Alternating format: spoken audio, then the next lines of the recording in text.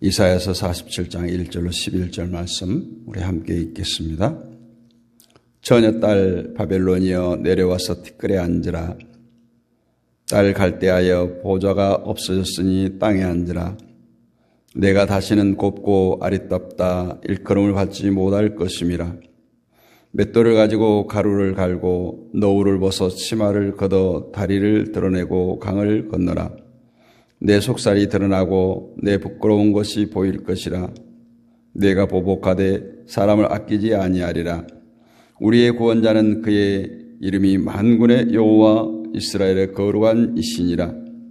딸 갈대하여 잠잠히 앉으라. 흑암으로 들어가라. 내가 다시는 여러 왕국의 여주인이라 일컬음을 받지 못하리라. 전에 내가 내 백성에게 노하여 내 기업을 욕되게 하여 그들을 내 손에 넘겨주었거늘 내가 그들을 긍휼히 여기지 아니하고 늙은이에게 내 멍에를 심히 무겁게 메우며 말하기를 내가 영영이 여주인이 되리라 하고 이 일을 내 마음에 두지도 아니하며 그들의 종말도 생각하지 아니하였도다. 그러므로 사치하고 평안히 지내며 마음에 이르기를 나뿐이라 나 외에는 다른 이가 없도다. 나는 과부로 지내지도 아니하며 자녀를 잃어버리는 일도 모르리라 하는 자여 너는 이제 들을지어다. 한날에 갑자기 자녀를 잃으며 과부가 되는 이 두 가지 일이 내게 임할 것이라. 내가 무수한 주술과 많은 주문을 빌릴지라도 이 일이 온전히 내게 임하리라. 내가 네 악을 의지하고 스스로 내 이르기를 나를 보는 자가 없다 하나니 내 지혜와 내 지식이 너를 유혹하였음이라. 내 마음에 이르기를 나뿐이라 나 외에 다른 이가 없다 하였으므로 재앙이 내게 임하리라. 그러나 내가 그 근원을 알지 못할 것이며 손해가 내게 이르리라. 그러나 이를 물리칠 능력이 없을 것이며 파멸이 호련히 내게 임하리라. 그러나 내가 알지 못할 것이니라. 아멘. 종말에 대한 말씀입니다. 우리가 정말이라는 한 단어를 상기하다 보면 정말 우리가 두렵고 떨림으로 고람대오의 의식을 가지고 오늘도 하나님을 경외하는 마음으로 이 세상을 살아가야 합니다.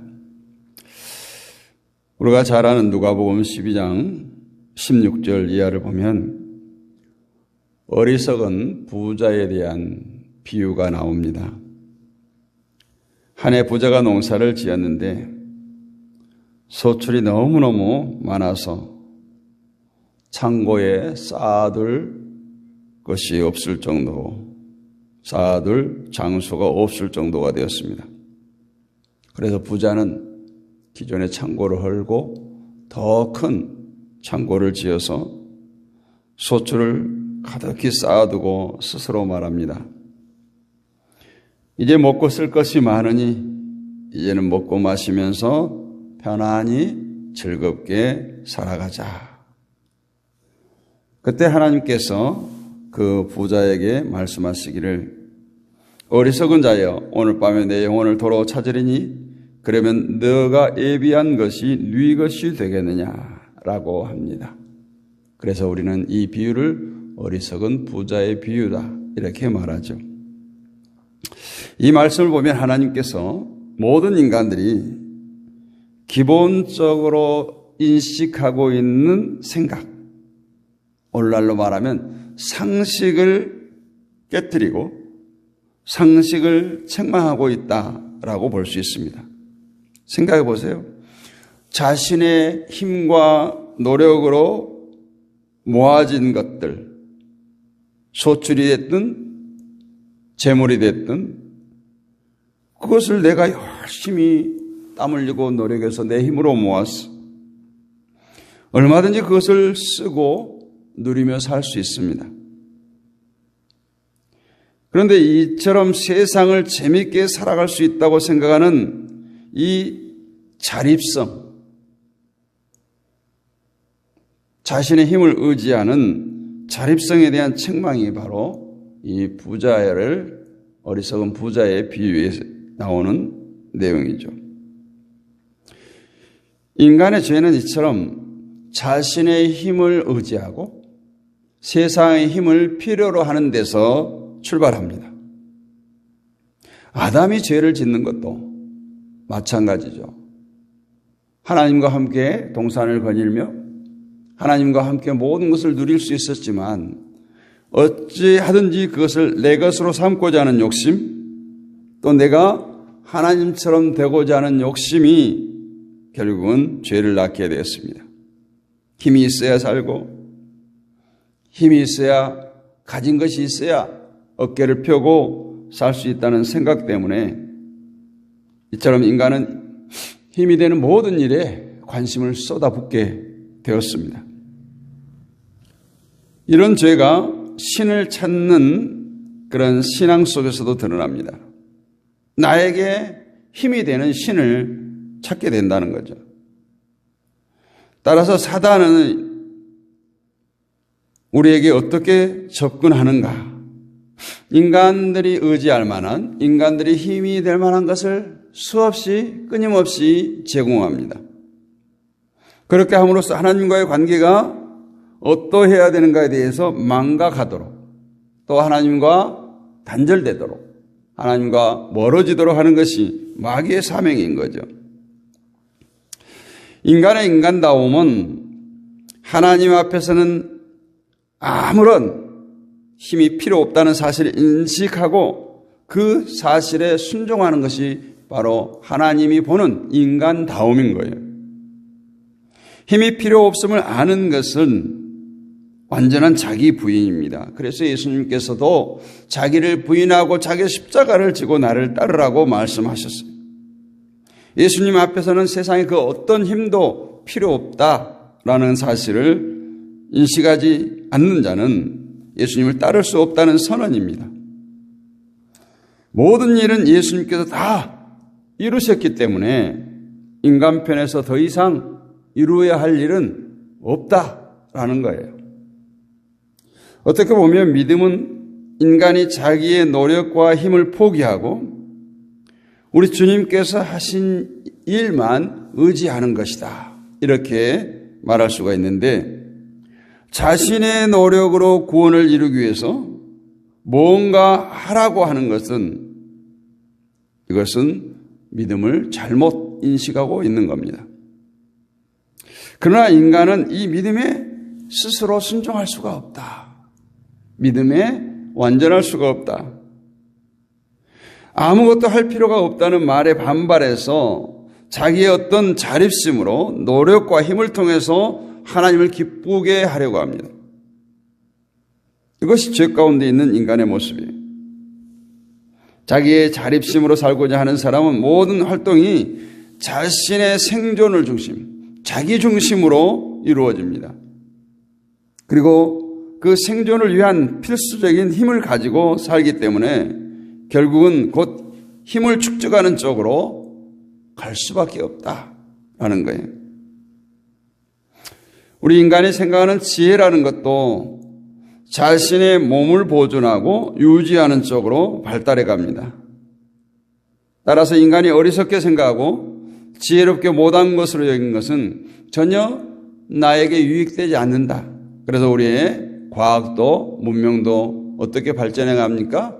우리 몸에 유익되게 발전해 가는 거예요. 물론 의료기술도 마찬가지예요. 그렇기 때문에 하나님을 믿는 것을 어리석고 지혜롭지 못한 것으로 판단하게 되는 것입니다. 그러나 하나님 편에서 보면 스스로의 노력과 힘으로 자기의 생명을 유지하고 보존하고자 하는 것을 어리석다는 거예요. 오늘 밤에 내 영혼을 내가 데려가 버리면 너가 그토록 의지했던 것들. 그래서 하나님께서 부자에게 어리석은 자여 이렇게 말하는 거예요. 하나님께서 오늘 밤이라도 그 영혼을 도로 찾을 수 있다는 사실에 대해서 망각하고 있는 사람이 바로 어리석은 자라는 거예요. 부자는 그저 창고가 가득하다는 보이는 현실 때문에 마음이 든든합니다.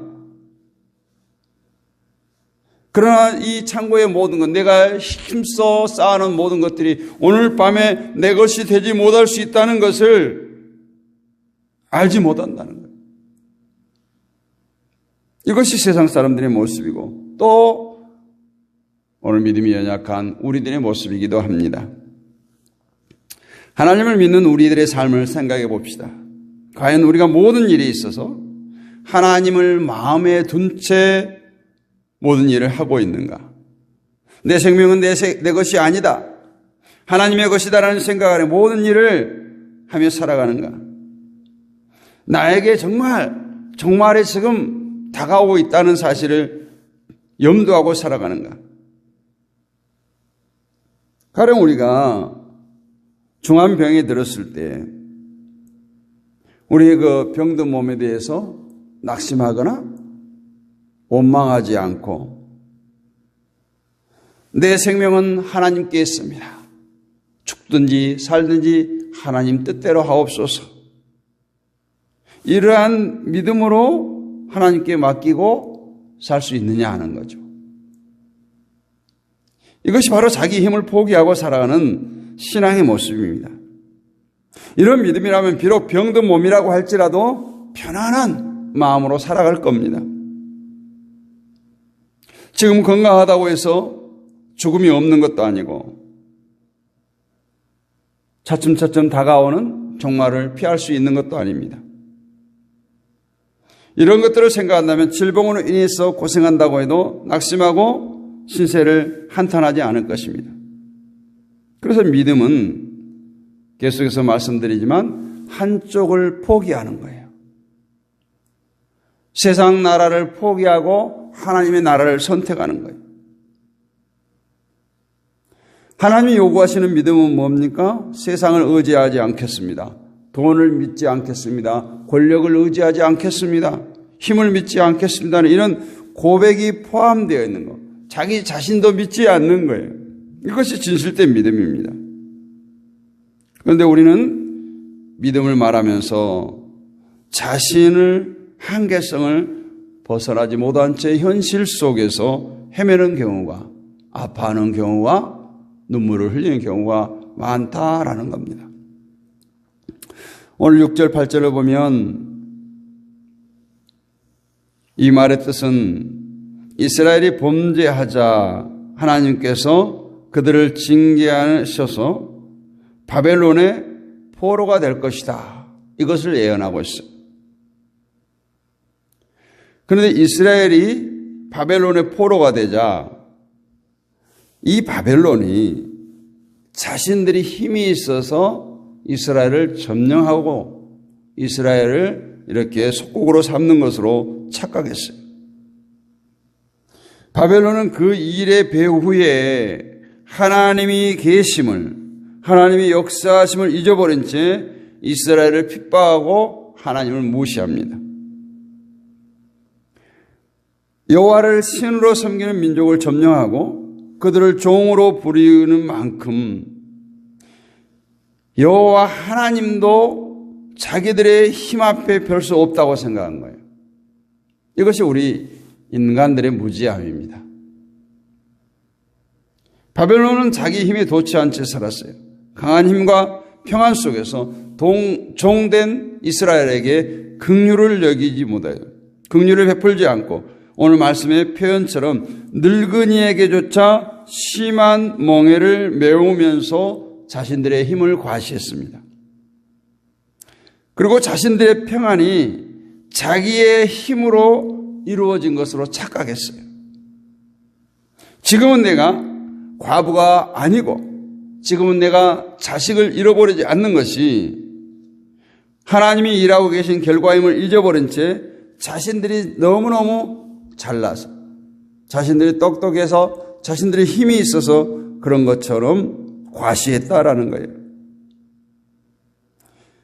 그런데 오늘 이것은 이방 나라 바벨론뿐만 아니라 오늘 크리스천이라고 하는 우리들 속에도 빈번히 나타난다는 겁니다. 마귀의 유혹은 그조차도 배후에서 일하시는 하나님이심을 잊지 말아야 되는 거예요. 우리가 욥의 경우를 보면 하나님께서 사단에게 너 욥을 마음대로 흔들어라. 너 마음대로 시험해보라. 그러나 그 생명은 건들지 마라. 이렇게 허락하는 모습을 볼 수가 있습니다. 사단은 늘 우리가 구원받은 자로 살아가지 못하도록 모든 힘을 다해서 유혹을 합니다. 그런데 지금 모든 성도들은 이런 마귀의 유혹에 대해서 그냥 대수롭지 않게 생각해요. 마귀의 유혹에 대해서 대수롭지 않게 생각하면서 또 다른 한편으로 우리들의 소유를 누가 뺏어간다고 생각할 때는 길길이 뜁니다. 그것을 빼앗기지 않기 위해서 대항할 겁니다. 이처럼 인간은 날 때부터 자기중심이고 마귀의 종이었어요. 그런 우리가 예수 그리스도의 보혈의 은혜로 하나님의 자녀가 되었어요. 그런 우리를 마귀가 순순히 포기할 것이라고 생각해서는 안 됩니다. 어쩌면 세상에 널려있는 많은 사람들보다 하나님의 백성을 향한 마귀의 공격이 더욱더 거세질 것입니다. 마귀 편에서 보면 내 수하에 있는 사람을 하나님께 뺏겼다고 생각하기 때문에 더욱더 거세게 공격을 한다는 거예요.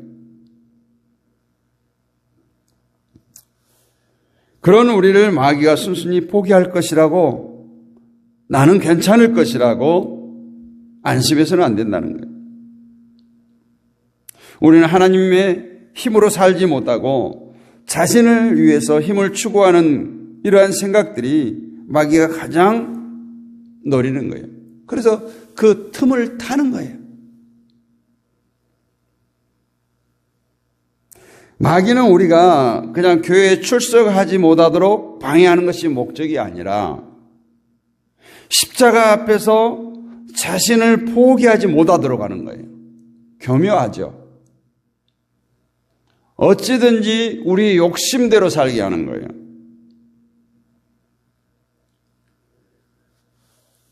그래서 자기 노력과 열심과 땀이 충분하면 하나님 아니라도 살 수 있다. 이렇게 부추깁니다. 마귀의 이런 의도, 영적인 전쟁에서 그 의도를 잘 깨달은 성도라면 과연 무엇에 관심을 두고 살아야 될까요? 종교적 행위입니까? 종교적 열심입니까? 우리는 오직 나의 힘을 포기하는 데 관심을 두어야 됩니다. 자신을 포기하는 것은 우리의 힘이 아닌 하나님을 알아가는 데 있어요. 내 배후에 하나님이 계시고 내 생명은 하나님께로부터 와서 하나님께로 돌아간다는 이 사실, 진리, 변치 않은 진리죠. 그리스도의 피가 나를 죄악 가운데서 건졌음을 알고 내가 하나님을 믿고 있다는 생각을 버리는 것, 그것이 바로 우리가 하나님을 의지하는 겁니다. 에덴 동산에서 아담이 할 일이 무엇이었습니까? 에덴 동산에서 계속 그 에덴의 축복을 누리기 위해서 아담이 할 일이 무엇이었나요? 아무것도 없었어요. 그냥 살아가면 돼요. 그냥 누리면 돼요. 할 일이 있다면 먹지 말라고 하는 선악과만 안 먹으면 되는 거예요. 이것은 행동이 아니에요. 말씀 아래 살아가는 거죠. 우리 그리스도인들도 마찬가지예요. 우리에게 뭔가 해야 할 행동이 있다라는 것이 아닙니다. 다만 그 말씀 아래 살아가는 겁니다. 예수께서 십자가에서 다 이루신 일을 감사하면서 살아가면 그것이 바로 우리 성도가 할 일이고 하나님께 열심을 다하는 거예요. 그런 우리 앞에 자꾸 현실적인 문제가 발생합니다. 그리고 그 배후에 계신 하나님이 아니라 늘 자기를 바라보게 합니다. 사람들을 의지하게 합니다. 그 문제를 해결하려고 하는 노력이 들어갑니다. 걱정과 근심 속에서 살아가게 합니다. 여기서 우리가 할 일이 무엇입니까? 마귀를 물리치기 위해서 막 나무 뿌리를 뽑는 그런 기도를 해야 됩니까? 우리가 기도 몇 번 한다고 해서 물러갈 마귀가 아니에요. 우리가 할 일은 내 배우 위에서 나의 생명을 주장하시고 인생을 인도하고 계시는 그 하나님을 기억하는 거예요. 그리고 그 하나님만 의지하는 것이 우리가 할 일입니다. 마귀는 지금도 그런 우리를 유혹하기 위해서 이래요. 그런데 우리가 넉넉고 쉬고 있으면 되겠습니까? 날마다 하나님의 심판을 생각하면서 교만하지 않도록 힘써야 돼요. 그럴 때 우리가 교만하지 않기 위해서 기도할 것이고 하나님을 잊지 않기 위해서 말씀을 묵상할 것이고 하나님의 뜻을 알기 위해서 간구하고 그러게 되지 않겠어요? 이렇듯 믿음은 자기 포기를 바탕으로 시작하기 때문에 세상 사람들은 이 믿음으로 살아갈 수가 없다라는 거예요. 내 소유가 많고 자기 경험과 힘만 있으면 못할 것이 없다라고 생각하는 사람들에게 어떻게 자기를 포기할 수가 있겠어요? 그러나 하나님을 안다고 하는 사람, 정말 우리가 하나님이 아니면 이 세상에 존재할 수 없는, 예수 그리스도의 보혈의 공로가 아니면 하나님을 믿을 수도 없고 하나님을 아버지라고 부를 수 없는 그 은혜를 아는 성도라면 이 세상과 전혀 다르게 살아갈 것입니다. 우리가 다르게 살아야 하는 것은 자기를 앞세우는 것이 아니라 바로 하나님을 앞세우는 거예요. 그런데 이스라엘은 모든 것이 평안하고 잘 될 때는 자신들의 힘만으로도 살 수 있다고 하면서 하나님께로부터 독립하고자 했어요. 자립하고자 했어요. 그런 하나님을 이스라엘을 징계합니다. 또한 바벨론 역시 자기 힘과 지혜와 지식을 앞세우며 오늘 말씀에 그렇게 해요. 8절과 10절에 보면 하나님이 하실 말을 이들이 해요. 나뿐 아니라 나 외에는 다른 이가 없다. 많이 듣는 얘기 아니에요? 이처럼 나뿐 아니라 나 외에 다른 이가 없다라고 하나님처럼 하면서 교만한 모습을 드러냅니다. 이 모두는 바벨론뿐만 아니라 인간의 근본이 무엇인가, 종말이 무엇인가를 모르기 때문에 하는 말들이에요. 7절 말씀을 보면 말하기를 내가 영영이 여주인이 되리라 하고 이 일을 내 마음에 두지도 아니하며 그들의 종말도 생각하지 아니하였도다라고 말해요. 인간은 누구에게나 종말이 있습니다. 개인적인 종말도 있고 세대적인 종말도 있고 정말 주님께서 이 땅에 오시는 그런 종말도 있습니다. 이 종말을 잊어버리고 살 때 자기 인생을 화려하게 장식해 줄 그런 세상 것이 매력 있게 보이는 거죠. 여러분은 과연 무엇을 보고 살아가십니까? 우리가 믿는다는 말은 수없이 하면서 돌아서면 결국 내 뜻대로 살아가고 내 지혜와 지식과 경험을 앞세우는 우리 자신의 삶의 잘못됨에 대한 깊은 회개가 있습니까? 하나님께서 우리를 구원하시는 방식이 오직 예수 그리스도의 피, 오직 구원은 예수 그리스도 한 길이라는 것은 우리에게 시사하는 바가 큽니다. 그것은 바로 예수 그리스도의 보혈 외에는 이 세상에 아무것도 가치가 있는 것이 없다라는 거예요. 이것은 구원의 완성이 이루어질 그날이 되면 확연하게 드러날 것입니다. 때문에 우리는 종말적 신앙, 마라나타의 신앙을 가지고 결코 그리스도의 보혈의 피에서 벗어날 수 없는 것이 당연하다, 이런 생각을 가지고 우리는 살아가야 할 줄을 믿습니다. 우리 인생이 조금 편치 못하고 힘들다고 해도 낙심치 않고 당당하게 살아갈 수 있는 것이 바로 이러한 예수 그리스도의 보혈의 능력이요 성령의 권능인 것입니다. 십자가 안에서 세상 것이 헛된 것으로 보여지기를 바랍니다.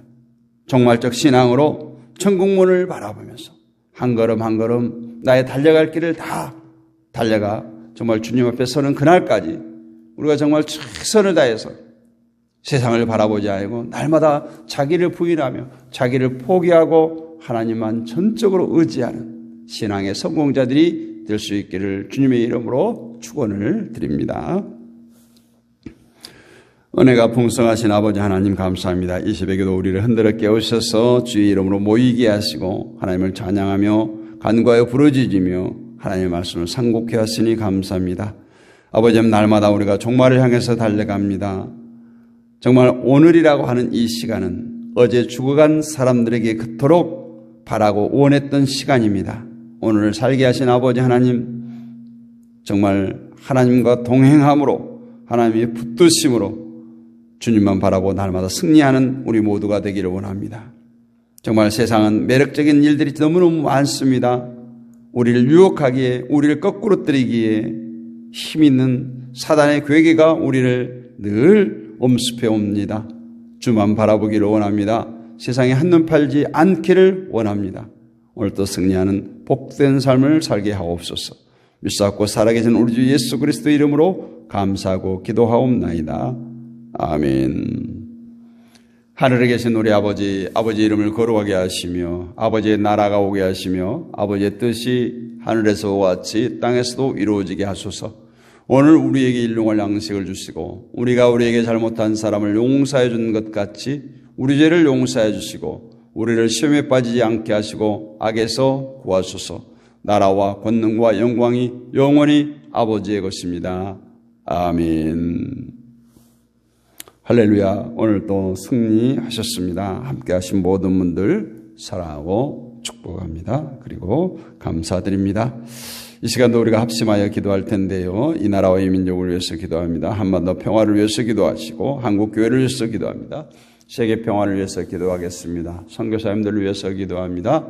우리 동역자들을 위해서, 온라인 사역자들을 위해서, 육신의 연약함 가운데 있는 지체들을 위해서 기도합니다. 다음 세대를 위해서 기도합니다. 우리 자녀들과 이웃과 친척과 많은 친구들을 위해서 기도하겠습니다. 또한 우리 가정과 섬기는 교회와 직장과 사업장을 위해서 기도합니다.